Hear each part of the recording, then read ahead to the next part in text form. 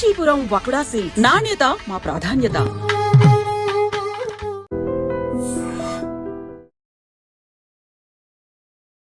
Mutual ఫండ్స్లో invest చేయాలి అని అంటే ఎవరైనా కానీ నార్మల్గా స్టార్ట్ చేద్దాం అనుకున్న వాళ్ళు అరే 10,000 పెట్టి మనం ఇన్వెస్ట్ చేయాలేమో, లేకపోతే 20,000 పెట్టి ఇన్వెస్ట్ చేయాలేమో, ఆ మ్యూచువల్ ఫండ్స్ అంతకే వస్తాయేమో అని ఇలాంటి డౌట్స్ అనేది కూడా వస్తుంటాయి.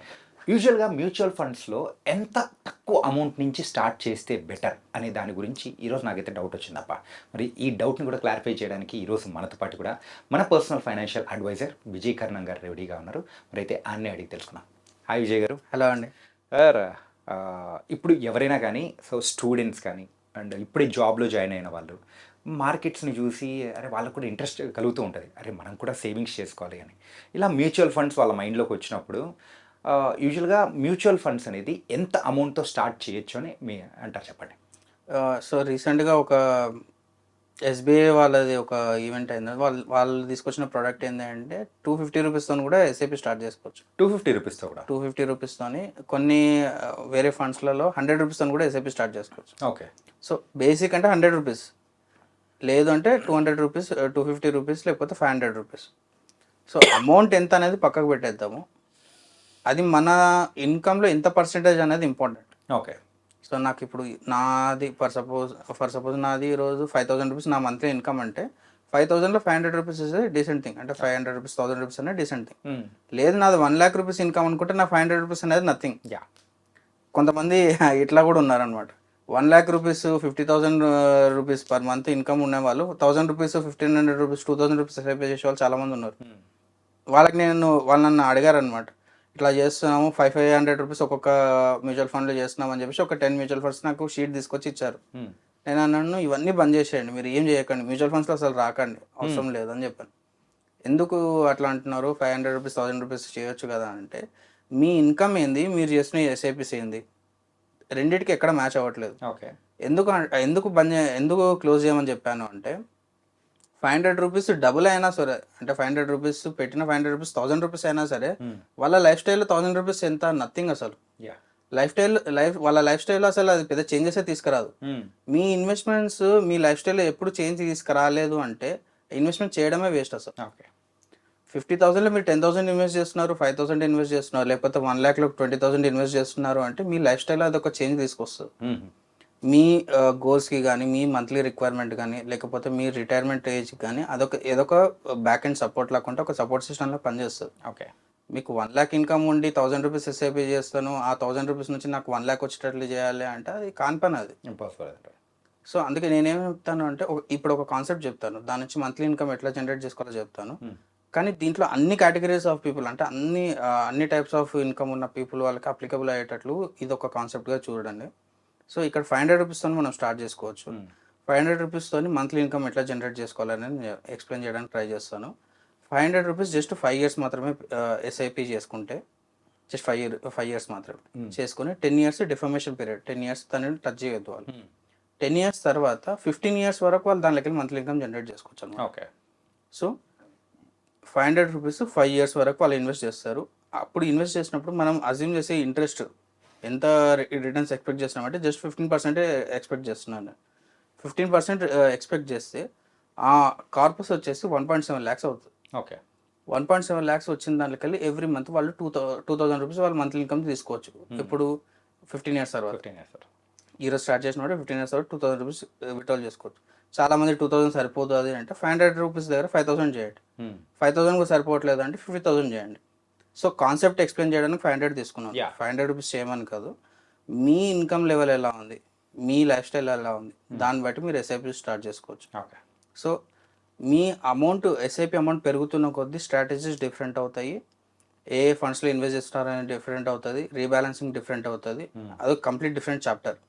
ఇది జస్ట్ ఒక మోడల్ అనమాట, ఇవ్వడం అనమాట. సో 5,000 ఉన్నప్పుడు 50,000 ఉన్నప్పుడు సేమ్ స్ట్రాటజీ వర్కౌట్ కాదు. అసెట్ అలొకేషన్ డిఫరెంట్గా ఉంటుంది. సో దాంట్లో పర్సంటేజ్ ఆఫ్ రిటర్న్స్ పెంచడానికి వేస్ చాలా డిఫరెంట్గా ఉంటాయి. So everything will be completely different అనమాట. రైట్. ఓకే. అంటే 1 fit ఫర్ ఆల్ సైజెస్ అనేది ఎక్కడ ఉండదు, అంటే ప్రతి ఒక్కరికి సేమ్ ఉండదు. Every one will have different approaches. So ఇక్కడ మనం 1.7 lakhs అయిన దగ్గరికి వెళ్ళి 2,000 వాళ్ళు విత్డ్రాల్ చేసుకుంటే వాళ్ళు ఇన్వెస్ట్ చేసిన అమౌంట్ వాళ్ళు విత్డ్రాల్ చేసిన అమౌంట్ చూసుకుంటే వాళ్ళు విత్డ్రాల్ చేసేది 3.6 lakhs విత్డ్రాల్ చేస్తారు okay over the period of 15 years. For suppose ఇదే కాన్సెప్ట్లో మనం చూసుకుంటే వాళ్ళు మొత్తం ఇన్వెస్ట్ చేసింది just 43,000.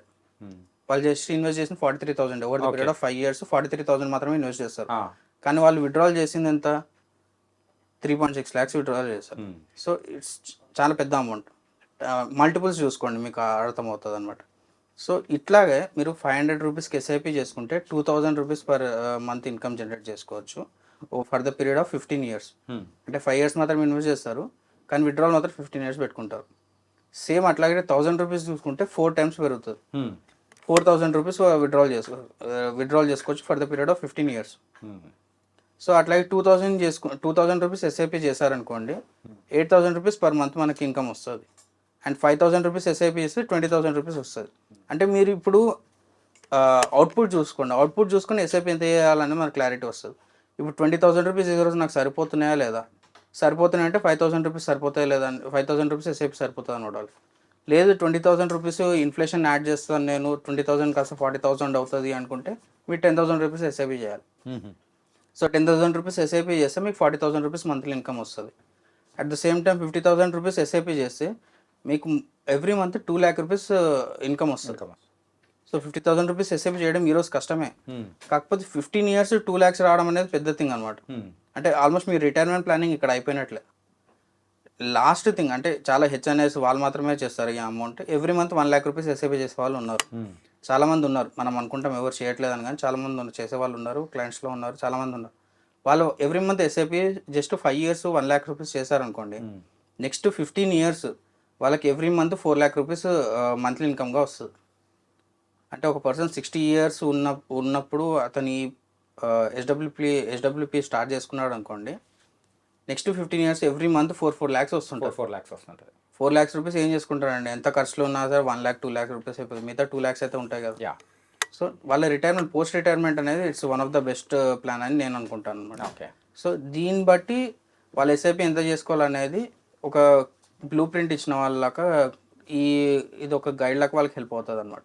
Okay, it was nice sir. మెయిన్గా అయితే ఒక 500 రూపీస్తో మనం స్టార్ట్ చేస్తే ఎంత ఉంటుంది, అదే మనకు సరిపోవట్లేదు అని అనుకున్నప్పుడు దాన్ని మనం పెంచుకోవాలి. ఎగ్జాక్ట్లీ, నేను అదే చెప్తాను. నుంచి 5,000 మనం పెట్టుకుంటే ఎంత వస్తుంది, సో దానికి తగ్గట్టు ఇన్వెస్ట్మెంట్ అనేది కూడా చేసుకోవాలి. ఇప్పుడు ఫర్ సపోజ్ ఎవరైనా ఈ రోజే స్టార్ట్ చేస్తున్నారంటే జస్ట్ 500 రూపీస్తో స్టార్ట్ చేసుకోండి.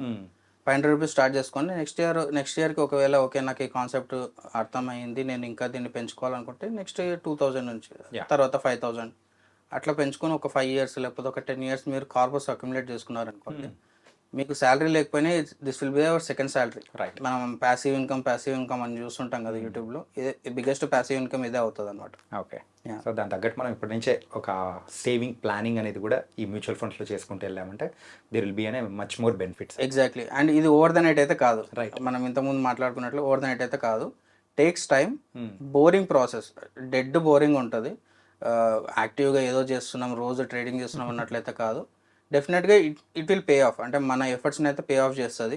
మన ఉన్న ఇన్కమ్లో ఒక 10% వరకు అలొకేట్ చేసుకోవడం, 10 to 20% పెట్టుకోవడం will be the best option అనమాట. It was very very nice sir. ఏంటంటే ఒక ప్యాసివ్ ఇన్కమ్ కావాలనుకునే ప్రతి ఒక్క వాళ్ళకి కూడా so this will be the best option. డెఫినెట్గా. థ్యాంక్ యూ విజయ్ గారు.